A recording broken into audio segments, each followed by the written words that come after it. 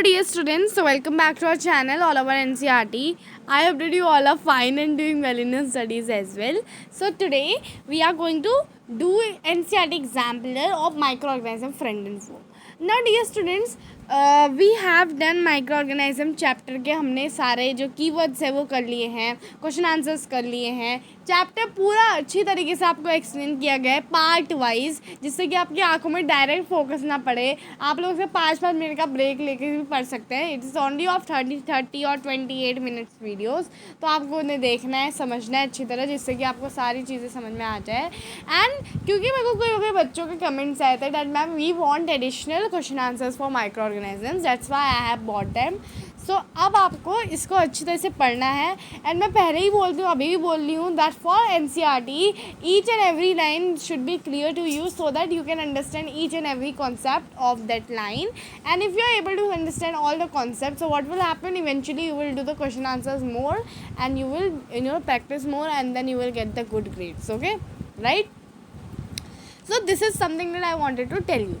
अब देखो dear student, हम लोग स्टार्ट करने वाले हैं माइक्रो ऑर्गेनिज्म फ्रेंड एंड फो. और कोई बात नहीं, ये वाला जो सेशन होने वाला है ये बिल्कुल अच्छी भाषा में होने वाला है, जो कि आपकी हिंदी. तो हिंदी में पूरा सेशन कंडक्ट होने वाला है, तो ये वीडियो आपको लास्ट तक देखना है, जिससे ही क्या हो आपको सारी नॉलेज आ जाए माइक्रो ऑर्गेनिज्म के बारे में.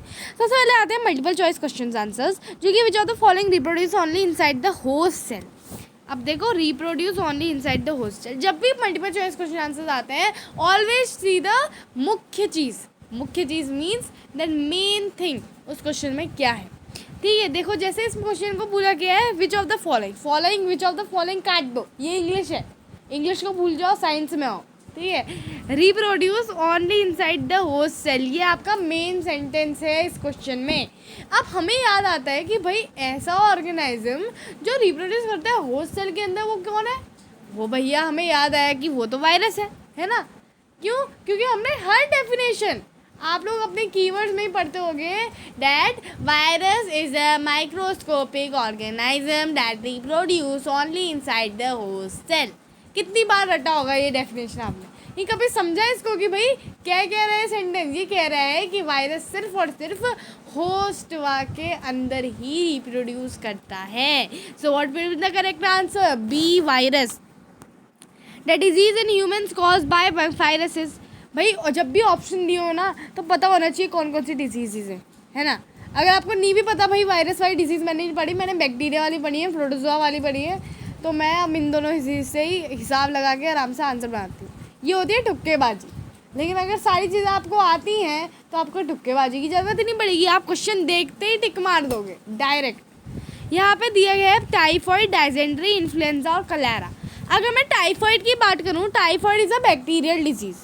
ठीक है, cholera is also a bacterial disease.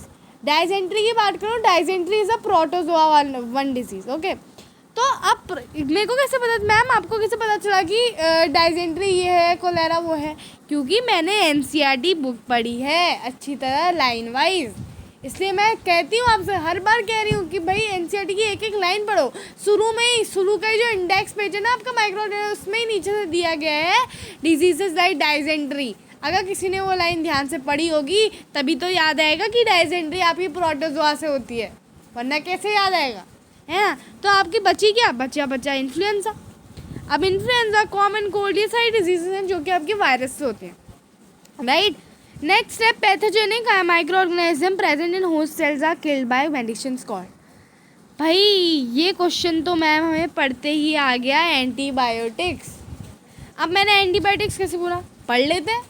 Pain killer तो भाई वो चीज़ हुई जो आप अपने दर्द को कम करने के लिए खाते हो, राइट. क्योंकि कभी कभी क्या होता है ना, जब आप अपने दांत वगैरह तुड़वाते हो ना, कभी कभी, मतलब आप तो नहीं तुड़वाते होगे, आप तो बच्चे हो, लेकिन जो बड़े लोग आपके वहाँ पे तुड़वाते होंगे दांत, तो उनको क्या कहते हैं, डॉक्टर प्रिस्क्राइब करता है पेन किलर. वाई?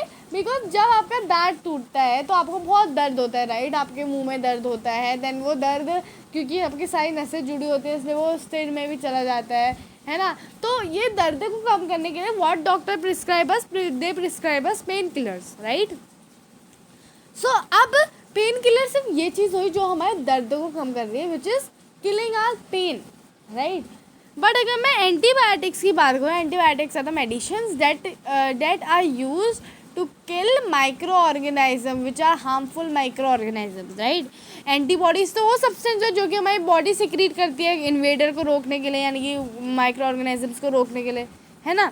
और वैक्सीन तो आपकी एक वो होती है जो आपको दी जाती है, टीकाकरण जो कि आपको दिया जाता है ताकि क्या हो कि जो है आपको एक इम्यूनिटी मिल जाए वो पर्टिकुलर बीमारी के लिए, है ना। तभी आपने बचपन में देखा होगा आपको अभी भी इंजेक्शंस लग रहे होंगे ना, अभी तो नहीं लग रहे होंगे लेकिन अभी आपको 15 ईयर्स में एक और इंजेक्शन लगेगा, है ना। तो ये सब क्या है, ये सब इंजेक्शन आपको तभी लगने ताकि आप डिजीज़ से बच जाओ, हेपेटाइटिस ए के, हेपेटाइटिस बी के, हेपेटाइटिस ए के, तो ये सारे आपको इसीलिए लग रहे हैं ताकि आप डिजीज़ से बच पाओ। तो आंसर क्या होगा इस क्वेश्चन का, ये होगा एंटीबायोटिक्स, ठीक है। क्यों, क्योंकि यही एक पर्टिकुलर चीज़ है जो कि होस्ट सेल्स में जो प्रेजेंट माइक्रो ऑर्गेनिजम्स होते हैं, हार्मफुल माइक्रो ऑर्गेनिज्म, उनको किल करती है। Now next is the two microorganisms which live in symbiotic association in lichens are। अब अगर मैं lichens की बात करूँ बेटा, तो lichens में आपके एक तो एल्गे रहता है, दूसरा रहता है फंगस। हाँ मेरे को पता है कि ये लाइन आपकी बुक में नहीं दी है, लेकिन मैंने पहले भी कहा है ये एडिशनल क्वेश्चन आंसर्स हैं, तो एडिशनल क्वेश्चन आंसर्स में थोड़ा तो बाहर का भी आएगा, तो पढ़ लो, अभी समझ लो उसको कि भाई जो माइक्रो ऑर्गेनिज्म सिम्बायोटिक रिलेशनशिप का मतलब होता है ऐसी रिलेशनशिप जिसमें दोनों ही एक दूसरे को फ़ायदा दे रहे हो, राइट। तो एल्गे स्पेस वगैरह दे देता है, फंगस वहाँ पे बैठ जाता है और फंगस फूड वगैरह दे देता है ना। तो सिम्बायोटिक रिलेशनशिप हुई कि नहीं हुई, दोनों एक दूसरे को फ़ायदा पहुँचा रहे हैं तभी तो है। तो आपने एक लाइन पढ़ी होगी, nothing in the world comes free, यानी कोई भी चीज़ इसमें दुनिया में जो है फ्री की नहीं होती, तो हर चीज़ का पैसा लगता है, और तो इसलिए हर चीज़ का मतलब कुछ ना कुछ लगता है ना डियर स्टूडेंट। तो ये चीज़ आपको ध्यान रखनी है कि सिम्बायोटिक रिलेशनशिप ऐसी रिलेशनशिप होती है जिसमें क्या होता है, दोनों एक दूसरे को फ़ायदा देते हैं, राइट। तो यहाँ पे क्या हो जाएगा answer, algae and fungus, okay. So यहाँ पे नेक्स्ट क्वेश्चन है, the gas release during preparation of bread is. अब भाई अगर मैं ब्रेड की प्रिपरेशन की बात करूँ, ब्रेड में क्या डालते हो आप, यीस्ट डालते हो, राइट। तो यीस्ट पाउडर जब डालते हो, यीस्ट अनएरोबिकली रिस्पायर करता है। मैंने आपको एनारोबिक और एरोबिक रेस्पिरेशन आपने क्लास 7 में पढ़ा हुआ है, अच्छी तरह नहीं पढ़ा है तो भाई शर्म की बात है, क्योंकि क्लास 7 पूरी करके ही क्लास 8 में आए हो, ठीक है। तो रेस्पिरेशन में पढ़ा था एनारोबिक रेस्पिरेशन। तो एनारोबिक रेस्पिरेशन में क्या होता है, यीस्ट लेता है बिना ऑक्सीजन के, राइट। तो उसके बदले में यीस्ट बाय प्रोडक्ट्स क्या देता है, अल्कोहल और आपका कार्बन डाइऑक्साइड। तो जब आप उसको ब्रेड में डालेंगे तो उस समय क्या होगा, कार्बन डाइऑक्साइड गैस रिलीज़ होगी, क्योंकि उस समय यीस्ट एनारोबिकली रेस्पायर करेगा, अल्कोहल भी प्रोड्यूस होगा। बट मैम अब आप कहोगे क्या हमारे ब्रेड में अल्कोहल होता है, नहीं, आपके ब्रेड में अल्कोहल इसलिए नहीं होता है क्योंकि जब ब्रेड को बेक करने के लिए रखते हैं तो इथेनॉल का यानी कि अल्कोहल का जो बेकिंग हीटिंग पॉइंट होता है बहुत कम होता है, तो वो फट से उड़ जाता है वेपर फॉर्म में बनकर। तो इसलिए आपके ब्रेड से सारा जो अल्कोहल है वो इवेपोरेट हो जाता है और आपके उसमें रह जाती है कार्बन डाइऑक्साइड गैस। तो जब आप बेक करते हो तो गैस जो है जब भी हीट होती है तो वो एक्सपेंड करती है, तो आपकी कार्बन डाइऑक्साइड गैस एक्सपेंड करती है, जिसकी वजह से क्या होता है, आपके ब्रेड फ्लफ़ी और बहुत ज़्यादा मतलब मोटे मोटे दिखाई देते हैं, ठीक है। तो यहाँ पे कौन सी गैस रिलीज़ हो रही है डियर स्टूडेंट, यहाँ पे रिलीज़ हो रही है आपकी कार्बन डाइऑक्साइड। नेक्स्ट है आपका the disease cause by protozoa spread by an insect disease cause by protozoan spread by an insect is. तो आप देखो यहाँ पे दिया है डिजीज़ कॉज बाय प्रोटोजोन, यानी कि पहले हमें फाइंड आउट करना है कि ऐसी डिजीज़ जो प्रोटोजोआ से होती है और वो एक इंसेक्ट से स्प्रेड होती है, ठीक है। तो अब देखो यहाँ पे डेंगू, मलेरिया, पोलियो और मीजल्स। भाई पोलियो और मीजल्स को तो पहले ही साइड कर दो, ठीक है। अब हमारे पास बचा मीजल्स, बेटा आपकी बैक्टीरियल डिजीज़ होती है और पोलियो वायरस डिजीज़ होती है, डेंगू भी वायरस डिजीज़ होती है। बची मलेरिया, और मलेरिया प्रोटोजोन डिजीज़ होती है। तो यहाँ पे आंसर क्या हो गया, करेक्ट, यहाँ पे हो गया मलेरिया आंसर, है ना। तो नेक्स्ट है पहेली dug 2 pits A and B her garden in pit A,